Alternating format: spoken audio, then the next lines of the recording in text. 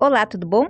Hoje nós vamos falar um pouquinho sobre estratégias para você fazer sua dissertação de mestrado. Mas a primeira coisa que eu quero chamar a sua atenção é muito cuidado com aquelas ofertas de pessoas que falam que é possível fazer uma dissertação de mestrado em uma semana, ou ainda que é possível terceirizar, porque é um trabalho individual, é um trabalho que vai exigir de você reflexões, vai exigir você conhecimento e tempo, e é necessário você dedicar uma estratégia para isso.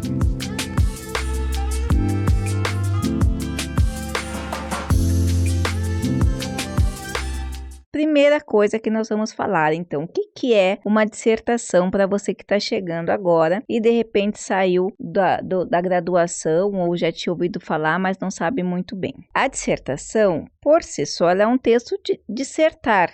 Ela é a prática do exercício em texto do dissertar. Na escola, até o ensino fundamental, a gente ouve muito essa palavra dissertação para construir aquelas redações que nos são exigidas, principalmente para quem está se preparando para o Enem, para vestibular. No entanto, no mestrado, na pós-graduação, o nome dissertação é o nome dado para aquele trabalho final, aquele trabalho apresentado no final da pós-graduação, mestrado, nível mestrado stricto sensu. Então, para cada curso de pós-graduação, nível stricto sensu, mestrado, você tem que apresentar uma dissertação no final, não é uma tese, é uma dissertação. Com exceção dos programas de mestrado e doutorado profissionais, que podem mudar, haver mudança nesse nome, nesse trabalho, no mestrado acadêmico, todos eles empregam um nome de dissertação. Quais as estratégias que você tem que pensar e adotar e compreender na hora de desenvolver sua dissertação? Primeiro, saber que existem vários tipos de dissertação. Não existe um modelo de dissertação que vá ser empregado por todas as instituições, nem mesmo pela mesma instituição, porque às vezes você está na mesma instituição e uma pessoa de um outro programa te passa uma dissertação,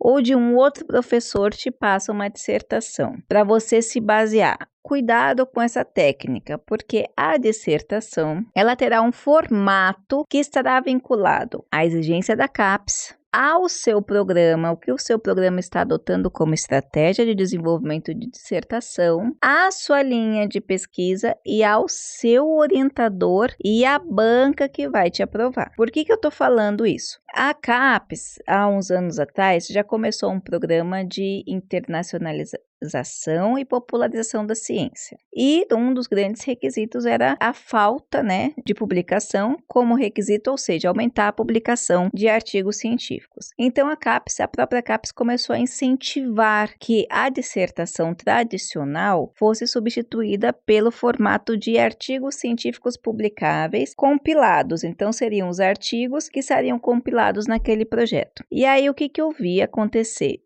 Então passou pelo crivo do programa, passou pelo crivo da linha de pesquisa, passou pelo crivo do orientador, mas chegou na banca, os convidados de fora reprovaram, porque não estavam acostumados com esse novo modelo. Então, foram fazendo as arguições, as colocações, para que o aluno refizesse o material. E, por final, o orientador desistiu do novo formato e teve que ser feito um outro material, refeito todo o material. Então, veja, isso é muito importante para que você tenha em mente que cada instituição, cada programa, cada orientador tem um tipo de dissertação. Aí você me pergunta, professora, ok, e de forma prática como eu faço? Converse com as pessoas e acompanhe o currículo Lattes do seu professor e da banca. Geralmente, se você está no mestrado, são 2 professores da casa e um professor convidado de fora. Quando nós somos convidados, quando nós temos esse exercício,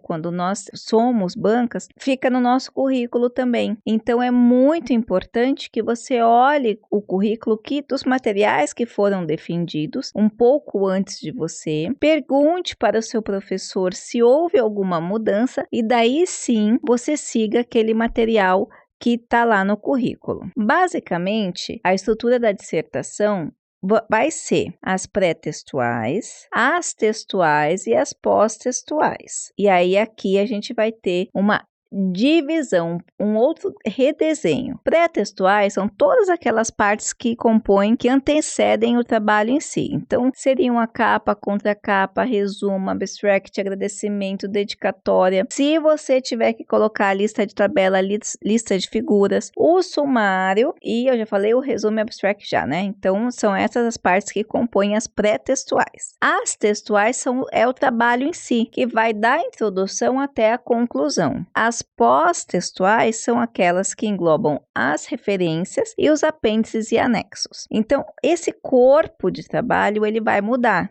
de acordo com o que eu falei. O mais usual é que na introdução você já apresente a pergunta norteadora e os objetivos do trabalho, termine essa introdução falando um pouco sobre o trabalho, apresentando a dissertação de forma geral. Capítulo 1, capítulo 2, capítulo 3, que vai depender de uma construção de metodologia para você saber o que vai em cada capítulo, e as considerações finais. Um trabalho de dissertação, ele tem um nível de exigência médio, porque ele não tem aquele nível mais alto de exigência. Isso você vai ter no doutorado, até mesmo porque no doutorado você terá 4 anos para desenvolver, você terá que trazer algo o mais novo possível, o mais relevante possível, e aí o seu exercício de reflexão é muito mais complexo. Mas no caso da dissertação, não é correto que o professor nem que o programa exija esse grau de complexidade, porque o aluno tem um tempo de 24 meses que precisa ser respeitado. E além disso, você tem a ideia, a noção de que esse aluno está no primeiro grau de pesquisa, então ele está começando o exercício da pesquisa. Você fez isso, você tem que pensar que a sua dissertação,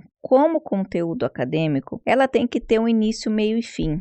E ela tem que ter um objetivo e uma delimitação que se dá através da pergunta norteadora que você irá trabalhar na dissertação inteira. E apenas isso. Não fique divagando. Olhe seu objetivo, olhe seu problema várias e várias vezes para ver se o texto que você está produzindo, o estudo que você está produzindo, a metodologia que você escolheu, ela atende esse problema e atende os objetivos que você tratou. Isso é um dos maiores erros das dissertações, porque o aluno, ele tem um objetivo, ele tem uma questão norteadora, mas no texto ele não responde, ele vai indo por outros caminhos, que acaba ficando um texto muito limitado, acaba ficando um texto limitado no sentido de conteúdo e falta de delimitação no sentido de você entender que aquele conteúdo ele tem que estar sistematizado para aprender e atender os seus problemas e os seus objetivos. Por isso, cada parágrafo da dissertação deve ser estruturado, porque cada composição dos blocos devem atender aquele problema e aqueles objetivos que você tratou previamente. E por fim, faça uma revisão no seu texto, faça uma revisão de texto, faça uma revisão de normas, como eu falei, compare com aquele material que você vê apresentados, que são apresentados no currículo Lattes dos seus professores, da banca, para ver se o seu material atende aquilo. Eu sempre falo para os meus alunos, às vezes menos é mais. Às vezes o aluno fica tão empolgado, quer colocar tanta coisa que perde o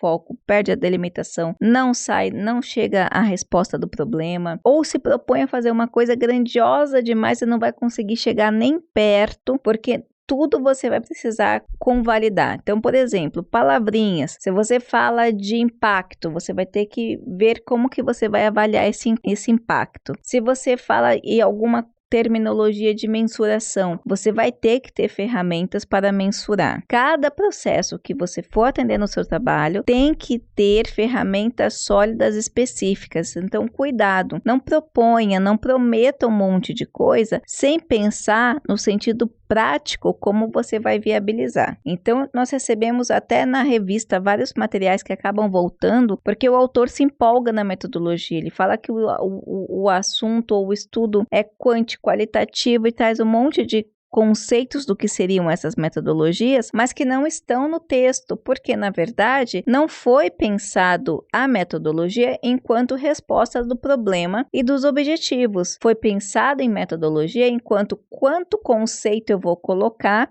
para ficar bonito a escrita da metodologia. Então, cuidado com isso. Você tem que colocar muito claro, muito objetivo, muito sistematizado a metodologia e o contexto que você acredita que vai ser essencial e vai responder sua pergunta problema e atender os seus objetivos. Então não tente nesse processo ficar trazendo mais coisas no sentido conceitual que você não vai atender. Lembre-se, menos é mais. Você tem que colocar na sua dissertação exatamente o que você está propondo. Se você fizer um texto redondo, mesmo que a banca peça algumas modificaçõezinhas, adequações, o texto redondo vai fazer com que você tenha muito mais autonomia, muito mais clareza mental na hora de defender o seu material, tá ok? Eu espero ter ajudado. Não se esqueça de deixar o seu like, se inscrever no canal, compartilhar esse vídeo. Tudo isso que faz com que esse vídeo chegue ao máximo de pessoas possível. Um grande abraço e até a próxima!